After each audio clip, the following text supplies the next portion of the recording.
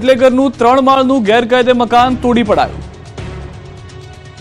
જેસીબીના મશીનો, એએમસીના વાહનોનો જમાવડો અને પોલીસનો કાફલો અને મકાનો પર ચાલતો તંત્રનો હથોડો। જો દાદાગીરી કરી અને ગુનાખોરી કરી તો તમારા મકાન પર કંઈક આ રીતે જ હથોડો ચાલશે। આ દ્રશ્યો અમદાવાદના છે। અમદાવાદ મ્યુનિસિપલ કોર્પોરેશન અને પોલીસ દ્વારા શહેરમાં ગુનાહિત પ્રવૃત્તિઓ કરનારા ગુનેગારોના ગેરકાયદે બાંધકામને તોડવાની કામગીરી યથાવત રાખવામાં આવી છે। શહેરના નરોડા વિસ્તારમાં મુઠિયા ગામ નજીક જયેશ ઉર્ફે જીગો સોલંકી નામના બુટલેગરના ગેરકાયદેસર મકાન પર બુલડોઝર ફેરવવામાં આવ્યું।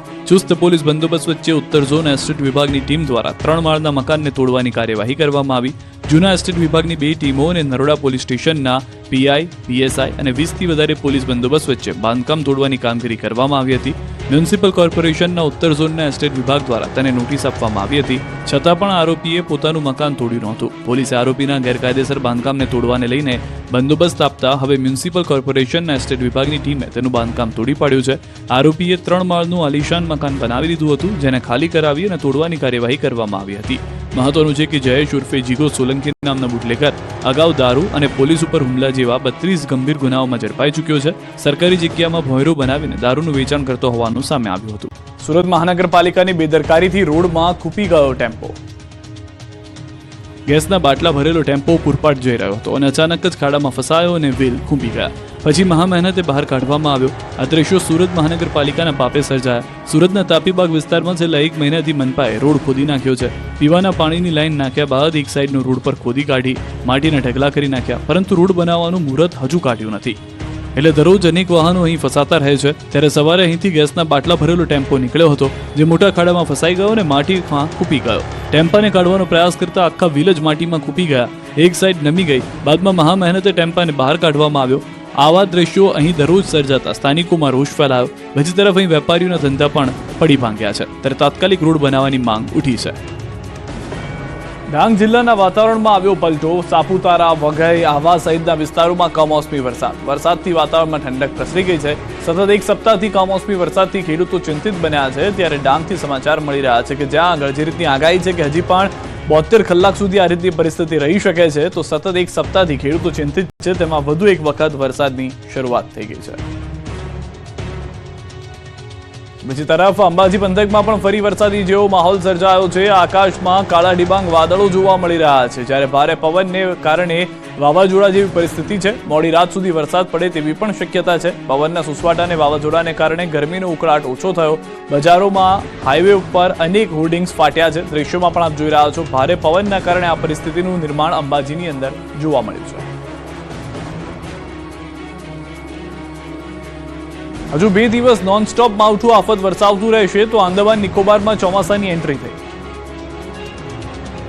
ગુજરાતમાં મહેમાન બનીને આવેલું માવઠું હવે પરત જવાનું નામ નથી લઈ રહ્યું। છેલ્લા 13 દિવસથી છોતરાફાડ તબાહી મચાવ્યા બાદ પણ કમોસમી કહેરની લહેર ઓછું થવાનું નામ નથી લઈ રહી। ખેડૂતોના જાણે માઠા દિવસો પૂરા જ નથી થઈ રહ્યા। હજુ પણ 2 દિવસ ખેડૂતોએ સાવધાન રહેવાની જરૂર છે। હવામાન વિભાગે હજુ 2 દિવસ હળવાથી મધ્યમ વરસાદની આગાહી કરી છે। 15 મે સુધી ગુજરાત વિવિધ ભાગમાં વરસાદ પડશે। આગામી 48 કલાક થંડરસ્ટોર્મ સાથે વરસાદની આગાહી છે। સમગ્ર રાજ્યમાં 40 થી 50 કિલોમીટરની ઝડપે પવન ફૂંકાશે। આ દરમિયાન જ્યાં માવઠું નહીં પડે ત્યાં આગામી 7 દિવસ દરમિયાન 3 થી 5 ડિગ્રી તાપમાન વધશે। બીજી તરફ ચોમાસાને લઈને ખેડૂતો માટે આનંદના સમાચાર આવ્યા। આ વર્ષે સમય કરતાં વહેલું આવી રહ્યું છે ચોમાસું। આંદામાન નિકોબારમાં ચોમાસાની એન્ટ્રી થઈ ગઈ છે। સામાન્ય કરતાં 2 દિવસ વહેલું આવ્યું ચોમાસું। આંદામાનમાં 15 મે થાય છે ચોમાસાની શરૂઆત। 3-4 દિવસમાં અરબ સાગરમાં એક્ટિવ થશે ચોમાસું। આ અંગે હવામાન વિભાગે મોટી જાહેરાત કરી। એકદમ સચોટ રહ્યું છે હવામાન વિભાગનું અનુમાન। આઈએમડીએ 6 મેના રોજ અનુમાનમાં આપી હતી 13 મેની તારીખ। कल के लिए भी आइसोलेटेड प्लेसेस पे गुजरात रीजन और सौराष्ट्र कच्छ में आइसोलेटेड प्लेसेस पे लाइट रेन और लाइट मॉडरेट रेन और साथ में लाइट थंडरस्टॉर्म होने का पूर्वानुमान है। और डे 3 की बात करेंगे तो डे 3 में लाइट रेन आइसोलेटेड प्लेसेस पे सौराष्ट्र और गुजरात रीजन में। વડોદરાના ગોરવામાં ગંધાતા પાણીનું વિતરણ થતા માટલા ફોડી કર્યો વિરોધ।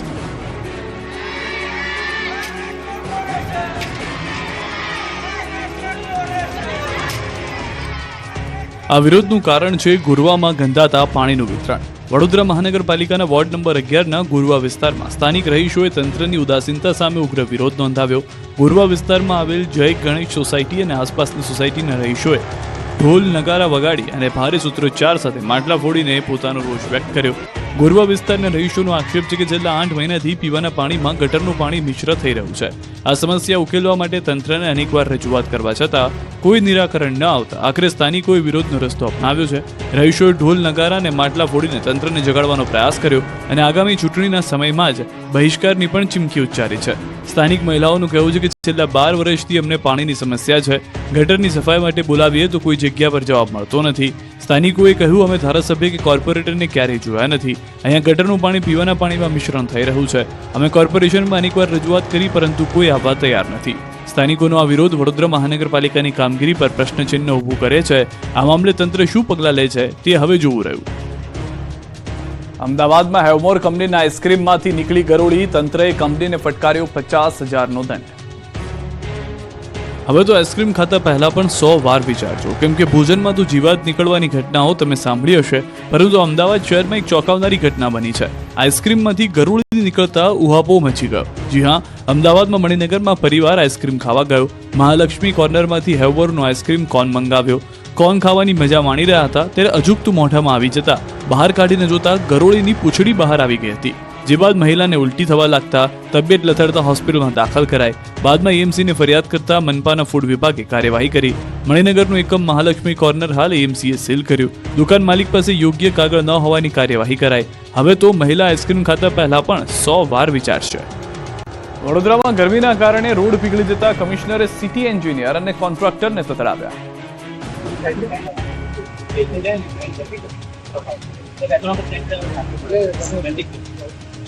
वो राजस्थान में भी बनता है, पता है? वो राजस्थान में भी बनता है, पता है? વડોદરામાં ગરમીના કારણે રોડ પીગળી ગયા બાદ કંઈક આ રીતે કમિશનરે સિટી એન્જિનિયર અને કોન્ટ્રાક્ટરને તતડાવ્યા. વડોદરાના સમા વિસ્તારમાં ભારે ગરમીના કારણે રોડ પીગળી ગયો હતો, જે બાદ સરપ્રાઇઝ ચેકિંગ કરવા માટે વડોદરા કોર્પોરેશનના મ્યુનિસિપલ કમિશનર અરુણ મહેશ બાબુ નીકળ્યા અને કારમાંથી ઉતરતા જ તેમના બૂટ પીગળેલા ડામરમાં ચોંટી ગયા, જેથી કમિશનર લાલઘૂમ થયા અને સ્થળ પર હાજર સિટી એન્જિનિયર અલ્પેશ મજુમદાર અને કોન્ટ્રાક્ટરને બધાની વચ્ચે જ ક્લાસ લઈ લીધો હતો.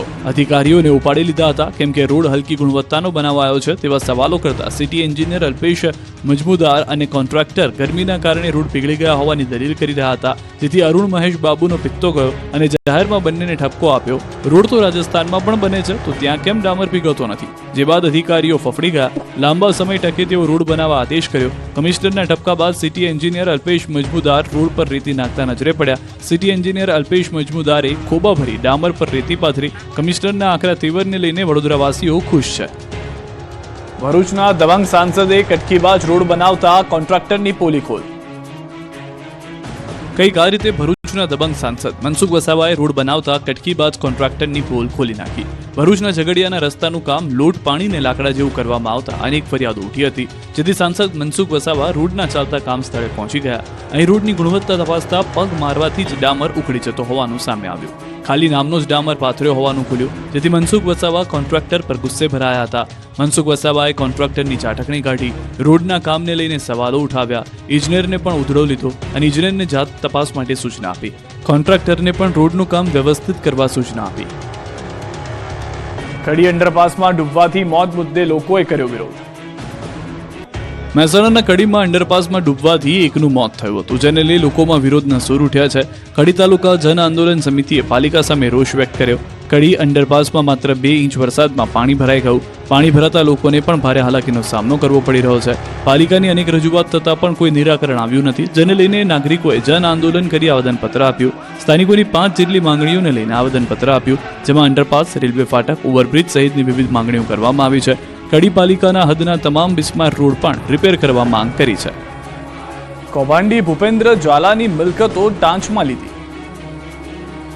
બીઝેડ ફાઇનાન્સ ગ્રુપના સીઈઓ ભૂપેન્દ્રસિંહ ઝાલા અને તેના સાથીઓની મિલકતો ટાંચમાં લેવાનો આદેશ કરાયો છે. હિંમતનગર કોર્ટના આદેશ બાદ મિલકતો ટાંચમાં લેવામાં આવી છે. સરકારના ગૃહ વિભાગ દ્વારા હિંમતનગરના પ્રાંત અધિકારીને કોમ્પિટન્ટ ઓથોરિટી તરીકે નીમવામાં આવ્યા છે અને હુકમના અનુસંધાને હિંમતનગર, મોડાસા, માણસા, તલોદ અને માલપુરમાં આવેલી કુલ 32 મિલકતો ટાંચમાં લેવામાં આવી છે. કોર્ટના અંતિમ ચુકાદા સુધી આ મિલકતો વેચાણ, વારસાઈ, ગીરો કે અન્ય હસ્તાંતરણ માટે પ્રતિબંધિત રહેશે. આ તમામ મિલકતોના જમીન રેકોર્ડમાં કાચી નોંધ તથા વિલેજ ફોર્મ નંબર 2, 6 અને પ્રોપર્ટી કાર્ડમાં જરૂરી ફેરફારો કરવા માટે પણ તાત્કાલિક કાર્યવાહી હાથ ધરવામાં આવી છે. આ કેસના સંદર્ભે મિર્ઝાપુર કોર્ટે અમદાવાદ રજૂઆત કરવા નિર્દેશ આપવામાં આવ્યો છે. બીઝેડ ગ્રુપે રાજ્ય તથા રાજ્ય બહારના અનેક નાગરિકો સાથે છેતરપિંડી કરી હોવાથી સરકાર હવે આ મિલકતોના આધારે રોકાણકારોની રકમ પરત આપવામાં મદદરૂપ થવા જીપીઆઈડી એક્ટ હેઠળ કાર્યવાહી આગળ વધારશે. ચોટીલામાં સાડી ચોરી, મહિલા ફરાર. ગ્રાહકના સ્વાંગમાં મહિલા આવી નજર ચૂકવી 4 સાડી સંતાડી ચોરી કરી ફરાર થઈ ગઈ. ચોરીની ઘટના સુરેન્દ્રનગરના ચોટીલામાં બની. શહેરના ટાવર ચોક વિસ્તારમાં આવેલી એક સાડીની દુકાને મહિલાએ સાડીની ચોરી કરી. સમગ્ર ઘટના સીસીટીવીમાં કેદ થઈ ગઈ છે. દ્રશ્યોમાં જોઈ શકાય છે કે એક મહિલા સાડીની દુકાને આવે છે, અલગ અલગ સાડી જુએ છે, અન્ય સાડી બતાવવા વેપારી ઉપર ચડે છે. ત્યારે વેપારીની નજર ચૂકવી 4 થી વધુ સાડી એક કપડામાં ભરે છે અને પછી દુકાનમાંથી ફરાર થઈ જાય છે. વેપારીએ સીસીટીવી ચેક કરતા મહિલાની કરતૂત કેદ થઈ. સુરતના કતારગામ વિસ્તારમાં ઘરફોડ ચોરી કેસમાં પોલીસે મેરઠના 4 આરોપીઓને ઝડપી લીધા છે. સીસીટીવી ફૂટેજના આધારે ચોર ટોળકીને પ્રાંતિજમાંથી ઝડપી લેવાય છે. પ્રાંતિજ પોલીસે નાકાબંધી કરી તમામ ચોરને ઘરના એક ધાબા પરથી ઝડપી લીધા છે. સોના ચાંદીના દાગીના સહિત 8 લાખનો મુદ્દામાલ કબજે કરવામાં આવ્યો છે. કતારગામ વિસ્તારમાંથી રાત્રિના સમયે ચોરી કરી આરોપીઓ ફરાર થયા હતા. આરોપી પાસે 4 પિસ્તોલ, 5 જીવતા કાર્ટીજ પણ કબજે કરાયા છે. રાજકોટમાં જાતિનો દાખલો નોન ક્રિમિલિયર સર્ટી કઢાવવા લાંબી કતાર. લોકોને ફરી એકવાર લાઇનમાં ઉભા રહેવા મજબૂર બન્યા. આ વખતે લિંક માટે નહીં પરંતુ જાતિનો દાખલો નોન ક્રિમિલિયર સર્ટી કઢાવવા ઉભા રહેવું પડ્યું. ગુજરાત બોર્ડ દ્વારા ધોરણ 12નું પરિણામ જાહેર થતાની સાથે જ કોલેજમાં એડમિશન માટે રાજકોટના બહુમાળી ભવનમાં જાતિનો દાખલો અને નોન ક્રિમિલિયર સર્ટિફિકેટ કઢાવવા માટે રાશનની દુકાનની માફક લાંબી કતાર જોવા મળી. આકરા તાપમાં ઉભા રહી વિદ્યાર્થીઓ અને વાલીઓ પરેશાન થઈ ગયા. ત્યારે અહીં એક પણ પ્રકારની ટોકન સિસ્ટમ નથી.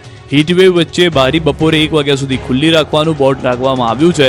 ત્યારે કોઈ વિદ્યાર્થીનો વારો ન આવે અને બારી બંધ થઈ જાય તો બીજા દિવસે ધક્કો ખાવો પડે છે. આ સાથે અરજદારોને યોગ્ય જવાબ મળતો ન હોવાનો આક્ષેપ કર્યો.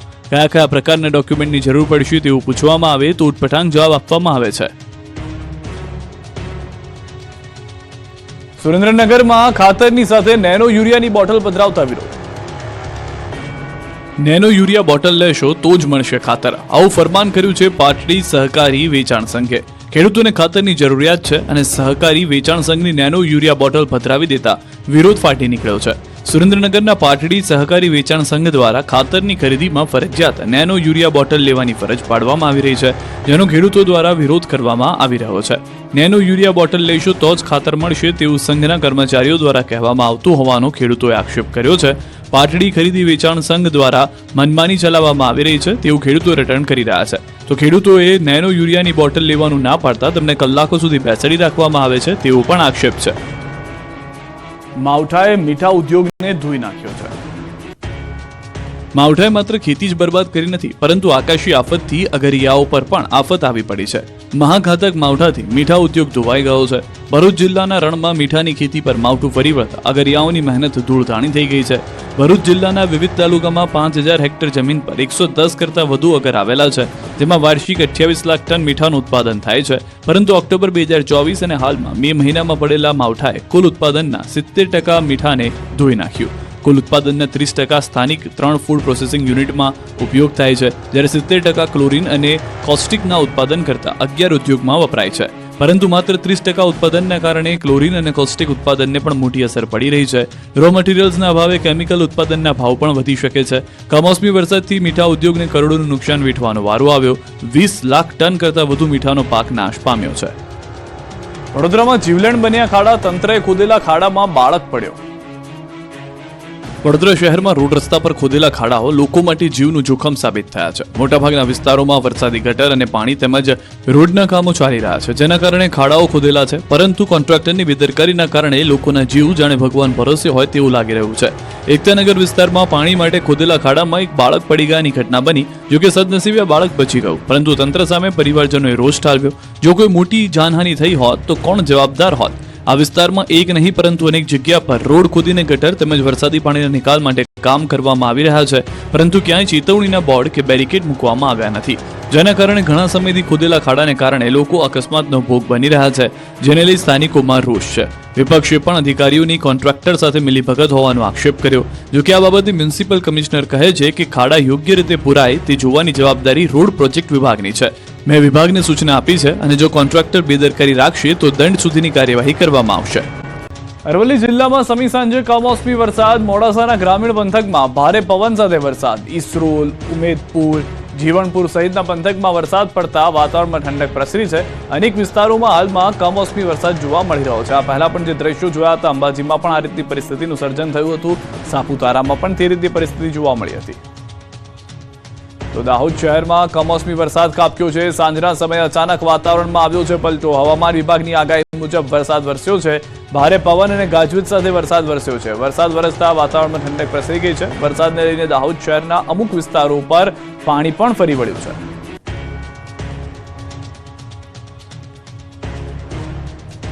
પાકિસ્તાનને સાથ આપતા તુર્કી અને અઝરબૈજાનને કરોડોનો ફટકો. ટૂર પેકેજો રદ, સફરજનની આયાત પણ બંધ.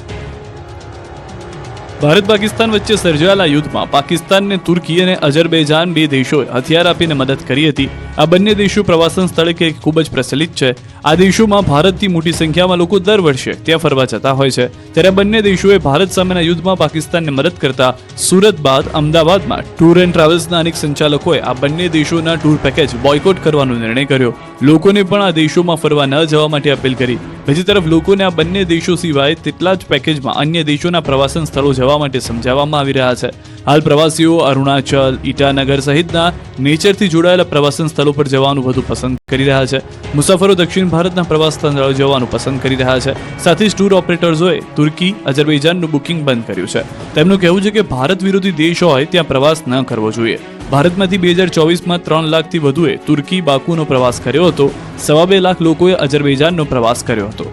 બીજી તરફ ઉદયપુર એશિયામાં સૌથી મોટું માર્બલ નિકાસકાર છે. સમિતિના તમામ સભ્યોએ સંયુક્ત નિર્ણય લીધો છે કે તેઓ તુર્કી સાથે વેપાર બંધ કરી રહ્યા છે. તેમણે કહ્યું કે ભારતમાં આયાત થતા 70% માર્બલ તુર્કીથી આવે છે.